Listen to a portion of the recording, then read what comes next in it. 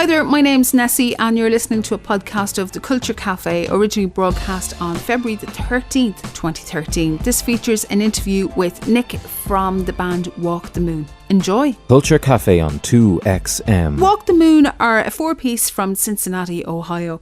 They have been on tour with fun. Irish audiences may have seen them last year in the Academy, but they're coming back to the Academy for their own headline show. I caught up with lead singer Nick Petricca, and here's what happened.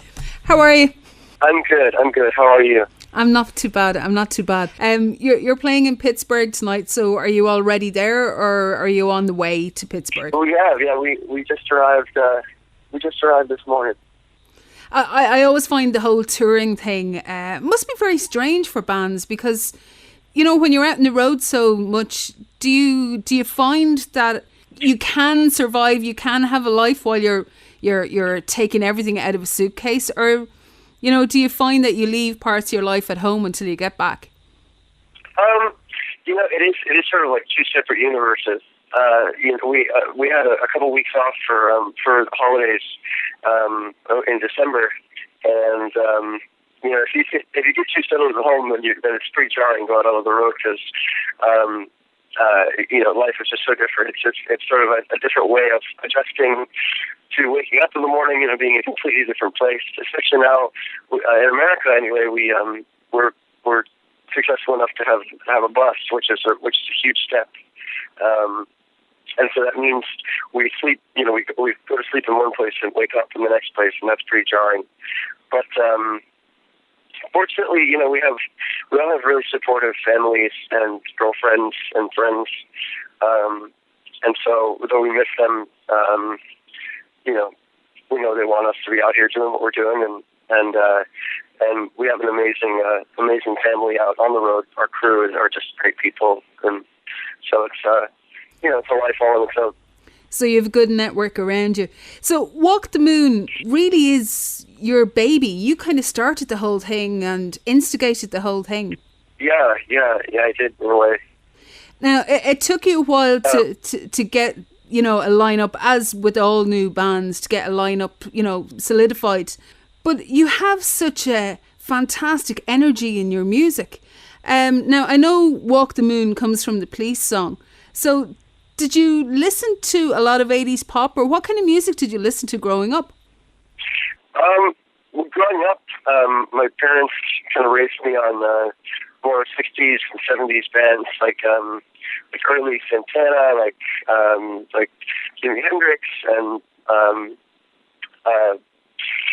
Simon and Garfunkel, that sort of thing. And in the meantime, I was listening to like Coldplay and The Killers. And it was really in college when I became exposed to Talking Heads and The Police and David Bowie and artists like that. In college was really kind of a defining time as far as you know, honing in on something that I wanted to emulate. You appeared, the whole band appeared on the Letterman show. You were on Jimmy Kimmel last year, and you also did MTV Unplugged, which is, I mean, that in itself is fantastic and amazing. I mean, I don't think anybody can ever think about MTV Unplugged without thinking about Nirvana's session in there. So what did it feel like to be given the opportunity to do something like that, first of all? It's an honor, of course, and I think it's another challenge for us to sort of you know, try something new and try something. I don't know, see what else we can do because you know, I mean, each time there's an opportunity like that, we try not to treat each one the exact same. You know, we try to do something a little different for each one. And I don't know. Unfortunately, they took it down pretty quickly. But I don't know if you saw the Maps cover. Yeah. You know them. Okay, cool. Because they I don't know if they did internationally, but in the States they took it down really quickly because of licensing reasons, which is a bummer. But that was actually something we put together while we were in Europe on the road. because we didn't have time to do it in America.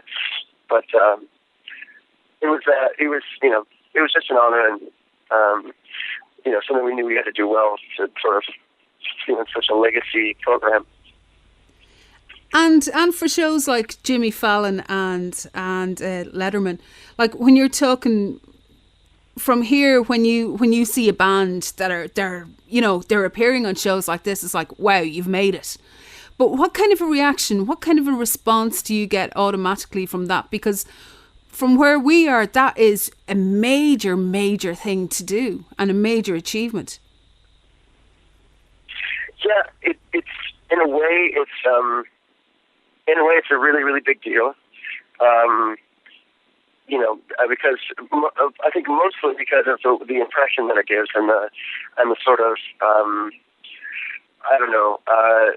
level that it implies. But on a real life,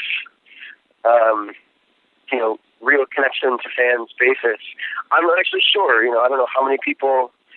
It's not like our show go way up or our fans double or something when we play on Letterman. I think it's more of a small step towards legitimacy, I guess.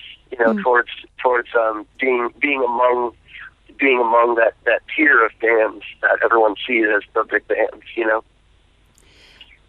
I want to talk to you about working with Ben Allen. His name has come up on my radio show here a couple of times in the past week or two. He also worked with an English band called Delphic, producing their album.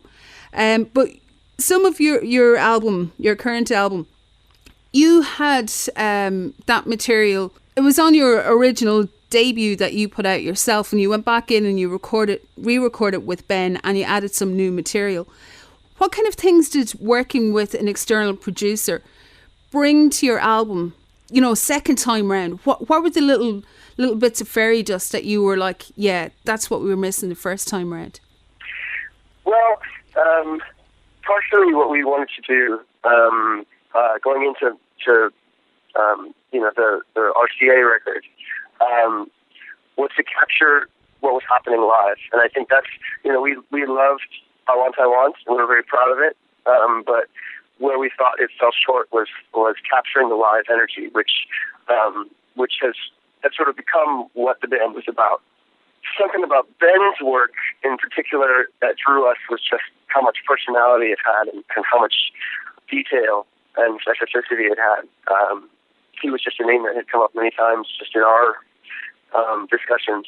So when we finally did get to work with him, he was an interesting guy to work with. He was very, very smart. There would be times where we would be hashing out a song and he would help us sort of work through it, find the ways in which to execute it. And there would be other times where we'd be in the studio and he'd be like, what, guys, this isn't working. I'm going to leave. I'm going to get some coffee or some lunch, and you guys figure this out. And so he would sort of allow us to think for ourselves. He definitely wasn't. I don't know. He enabled us to sort of grow at our own pace. But he also was just kind of fantastic at finding the right sounds. Like I said, we were trying to capture the live energy, and he just found a way to. He had creative ways to create sounds in the studio, like putting a drum through a guitar amp, that sort of thing. That sort of captured this real life energy. Now, as you were saying there, your reputation has been grown, and it's your live gigs that people are talking about and the live energy that you have. And one of the things that you've brought from your Anna Sun video is your face painting. But first, I have to tell you, or I have to mention, there's a guy in the Anna Sun video, and he's wearing a Guinness hat. It's like a pint of Guinness. Yeah, that's our drummer, Sean. But fantastic hat. Anytime, especially now coming up to St. Patrick's Day, you're so going to feel at home. When you were over here, people were talking about your gigs, and you were talking about your performance with fun. But you're coming back now, and you have your own gig coming up. When you have your own gig and your own headline gig, in a territory away from home. I suppose it gives you the freedom that you don't have to you're not confined to any restrictions from the headliner as such. So what kind of freedoms and what kind of extra things can people expect than the last show you did here in Dublin? I think it just gives us a little more freedom as far as how we connect with the audience and sort of what our intent with our set. When we're playing an opening spot, most of the people who are there, we assume haven't heard of us, and so our set is sort of built to grab their attention, give them a taste of what we do, and then we have to get the hell out of there. But when people have come to see us, when it's our party to throw, we can take a little more time. We can make it a little more, add some more dynamic into the set. There are songs that we like to play that we don't get to in the smaller set, such as Iscariot, Fiction, things that are some of the deeper cuts,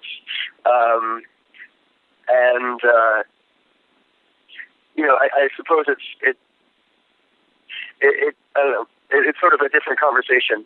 We like to play with the audience and sort of interact, converse with them, and it's not really something that we have the time to develop an opening set. This album now, as we were saying, some of the songs are a couple of years old and you've been playing them. And, I know an actor always going to try and do something fresh and keep it interesting for yourself as well. But coming up now, are you writing? Are you looking towards a second album, or are you happy for the moment to concentrate on what you're doing? We are. Well, we do feel like the first album is still young yet.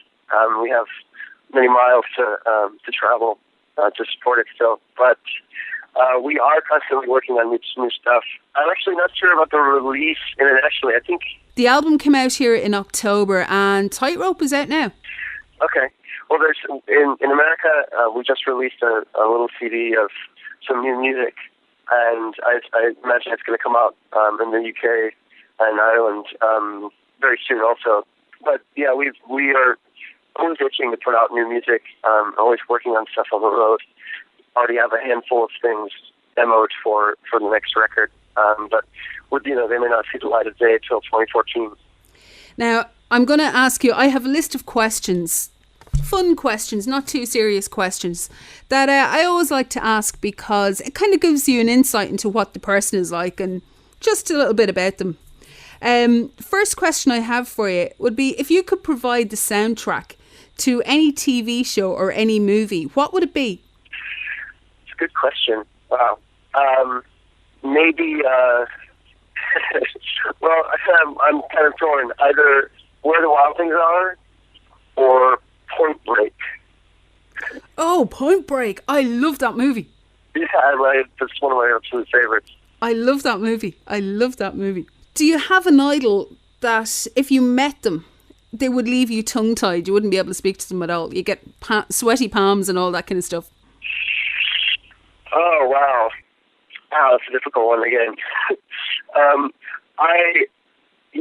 Coldplay gets a bad rap sometimes because they're so popular, but I still think Chris Martin is one of the most wonderful songwriters, and it would be, especially in my formative years, in my high school years and middle school years.